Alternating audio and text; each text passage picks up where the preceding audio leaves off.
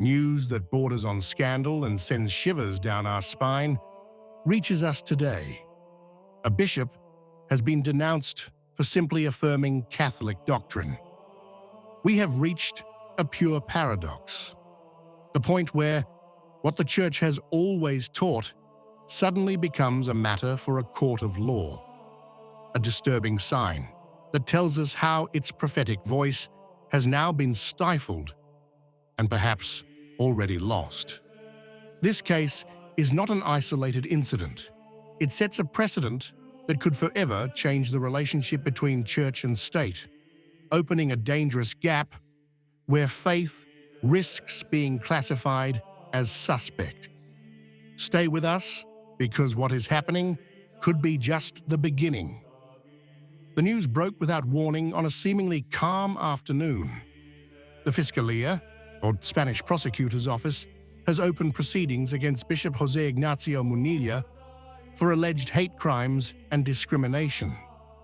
Put like that, it already seems serious enough, but it becomes even more so when you realize that we are not talking about a controversy between associations or a journalistic dispute. It is the state, through its public prosecutor's office, that begins to evaluate whether a bishop's words can be considered criminally relevant, even before we understand their intentions.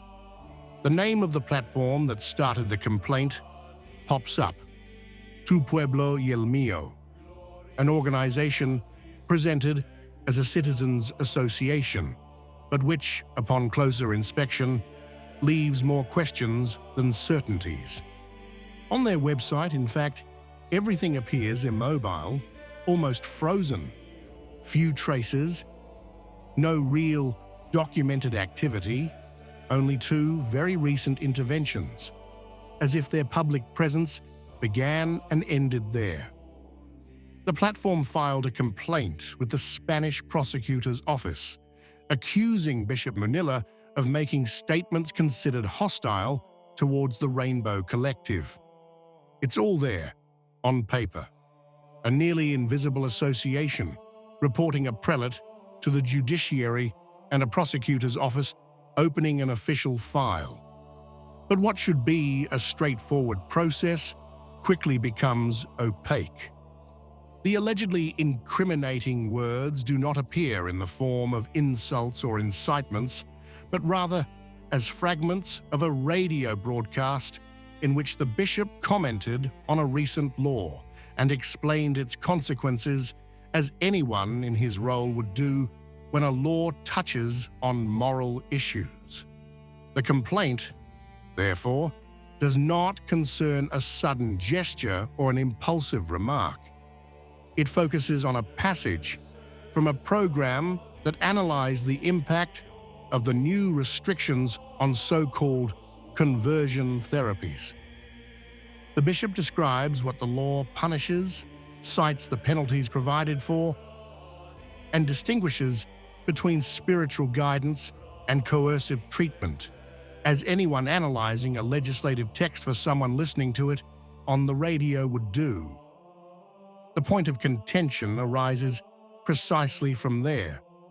The fact that by reporting the law and clarifying how it also includes Christian guidance towards chastity, his words are reinterpreted as incitement to hatred.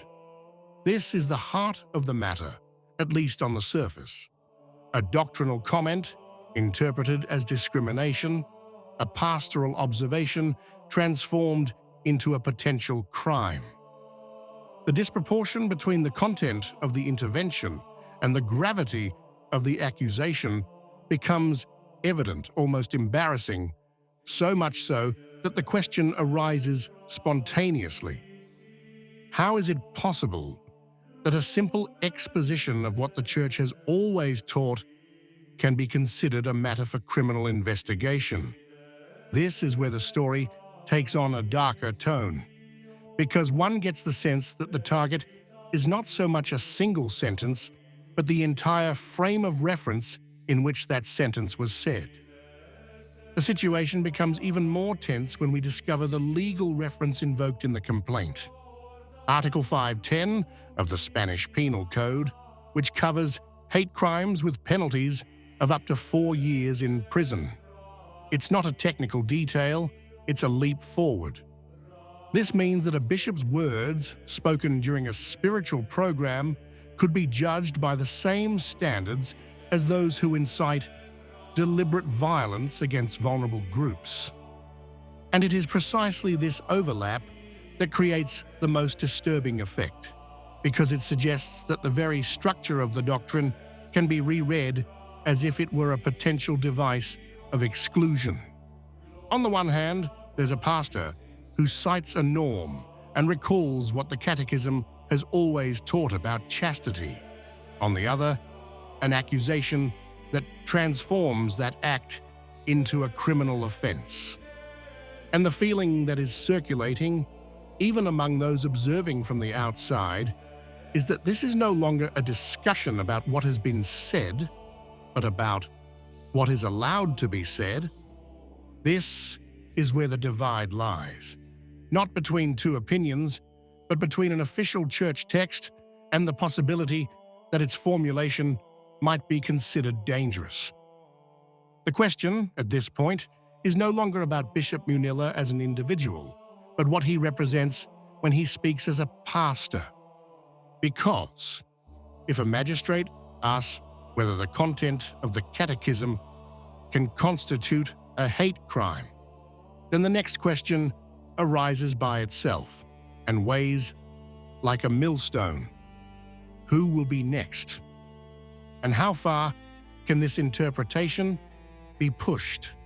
The story seems to suggest, without yet explicitly stating it, that the target isn't the specific phrase, but the entire doctrinal horizon that supports it.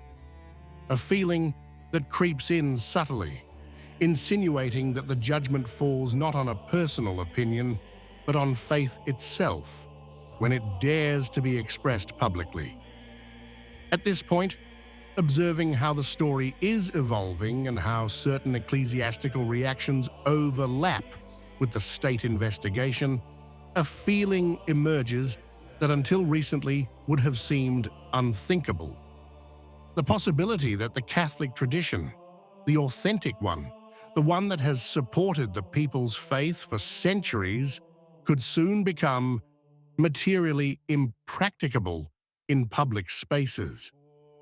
Not only because the spirit of the times no longer supports it, but because in some of its expressions, it almost seems to be tolerated only if reinterpreted, sweetened, or watered down to the point of not being disturbing.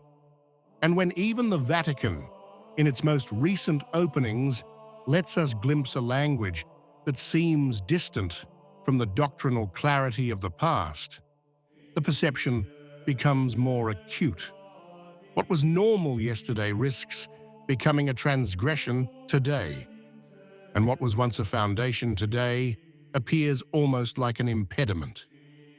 At the same time, the relationship between church and state is becoming more rigid, almost stiffened by mutual distrust, and the Munilla case is the most obvious proof of this. It's not just the church's moral authority that's being eroded. It is its very legal protection that is slipping away, as if the institution has become a foreign body to be disciplined rather than listened to. And what is striking, perhaps even more than the external pressure, is the internal movement. Pastors who seem to accept a reduction in spiritual power at the expense of political power.